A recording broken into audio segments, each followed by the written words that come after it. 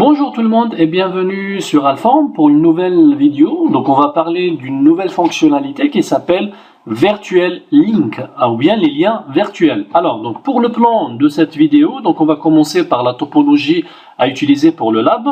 Donc on va parler de cette fonctionnalité intéressante, donc les Virtual Link ou bien les liens virtuels.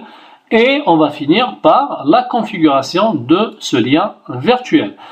Alors comme on l'a dit précédemment, donc les prérequis pour tout ce qui est architecture physique pour le protocole OSPF, donc toutes les areas ou bien toutes les zones doivent être directement connectées à la zone 0 ou bien la area 0. Maintenant pour une raison X ou Y, donc nous avons besoin de relier cette area 7 par exemple au réseau.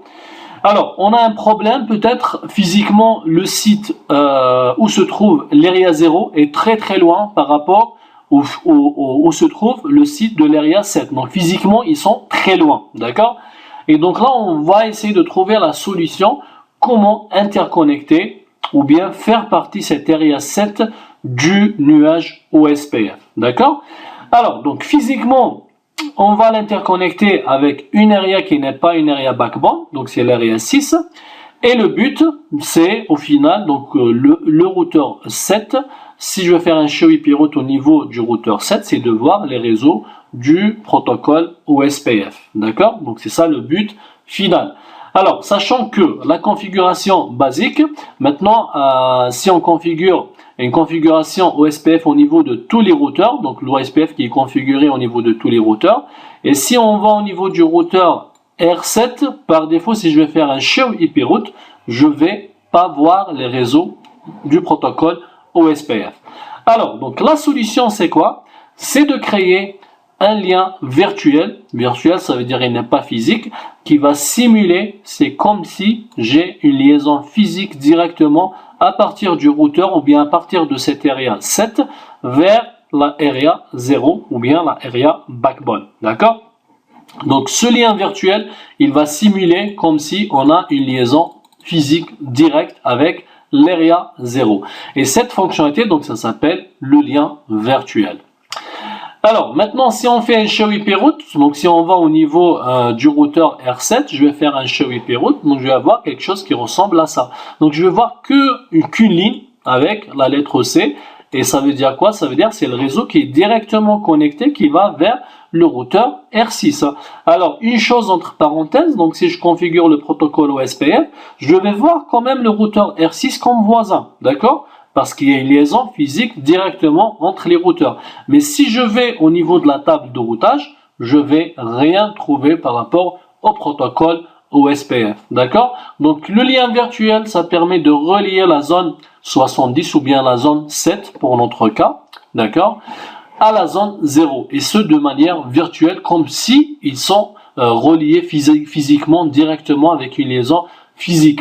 Le routeur R7 donc est totalement isolé malgré sa relation avec R6. Donc malgré qu'il y ait une relation de voisinage en OSPF avec le routeur R6, mais côté OSPF, donc par rapport aux routes au niveau de la table de routage, donc on va rien voir au niveau de la table de routage. Alors donc la solution c'est le Virtual Link.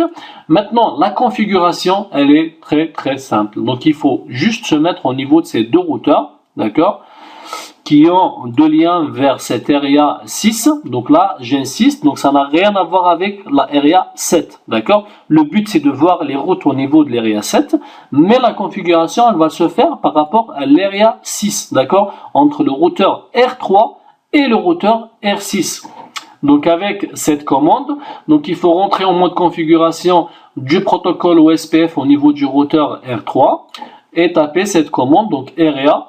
Alors donc pour notre cas c'est 6.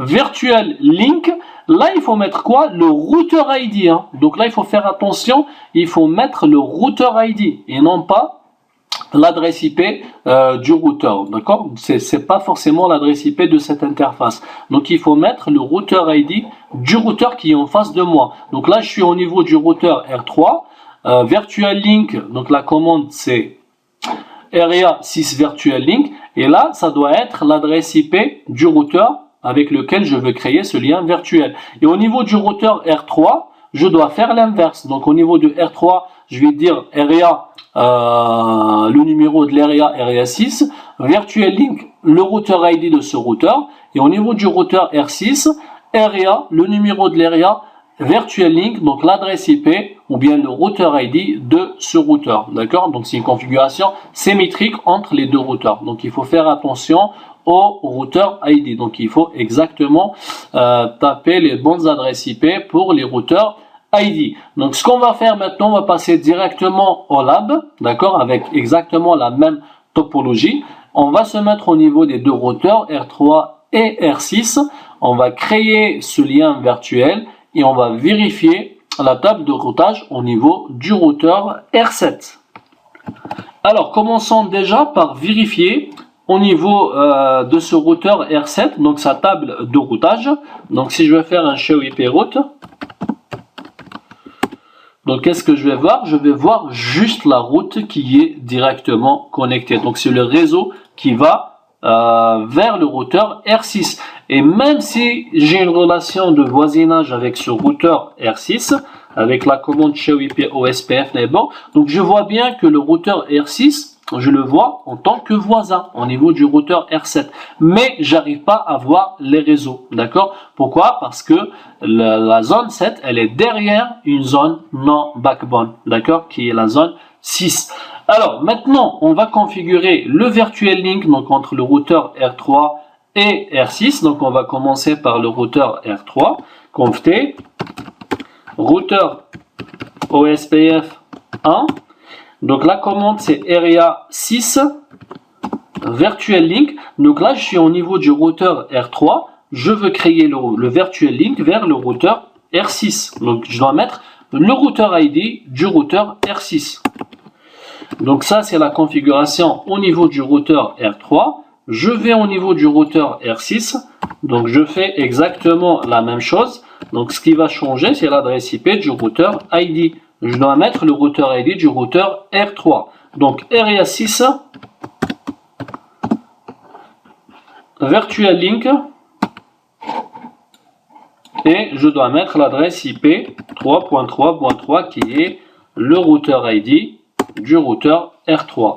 Alors on va attendre juste quelques secondes. Voilà, donc on vient de voir qu'il y a un nouveau voisin via un virtual link, via un lien virtuel. Si je vais faire un show IP OSPF neighbor, donc là on voit bien qu'il y a un nouveau voisin, mais pas via une interface physique. Ça c'est les anciennes relations de voisinage via des interfaces physiques pour le routeur R6, mais là c'est via l'interface virtuelle, d'accord?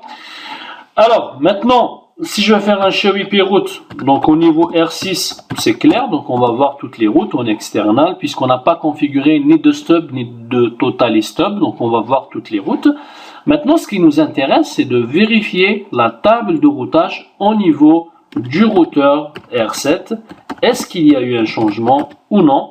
Oui, il y a eu un changement. Donc là, on arrive à voir toutes les routes au niveau du routeur R7, comme si on avait une liaison directement à partir de cette area 7 vers la area 0. D'accord? Donc avant, il n'y avait rien. Maintenant, avec la création de ce lien virtuel, donc on arrive à voir les 4 réseaux qui sont les réseaux qui sont redistribués ici à partir du routeur R1. On arrive à voir les réseaux en OSPF inter-area qui sont les adresses IP des interfaces low-back. On arrive à voir tous les réseaux qui sont entre les routeurs en OSPF inter-area et donc tous les réseaux qui sont directement connectés. Ça veut dire quoi? Ça veut dire que le R7 est considéré, ou bien la zone 7, c'est comme si on avait une liaison physique directement reliée avec l'area 0, avec cette notion de virtual link. Et donc voilà, on arrive à la fin de cette partie virtual link. Donc on a commencé par comprendre cette fonctionnalité virtual link, qui est une petite fonctionnalité mais qui peut servir à beaucoup de choses. Donc si on a une contrainte de liaison physique, par exemple, on n'arrive pas à connecter cette zone vers la zone 0, la area 0. Donc la petite solution, c'est de créer un virtual link, un lien virtuel, de telle sorte à ce que après cette configuration, donc si je vais au niveau de la table de routage d'un routeur qui fait partie de cette area, donc je peux voir tous les réseaux qui sont ramenés avec le protocole OSPF. Donc on a vu que la configuration elle est très simple, donc deux commandes, une commande au niveau de chaque routeur pour créer ce tunnel virtuel. Donc il faut juste faire attention aux adresses IP des routeurs ID. Voilà, donc j'espère que ça a été clair pour vous. Je vous remercie de m'avoir suivi et je vous donne rendez-vous pour la prochaine vidéo.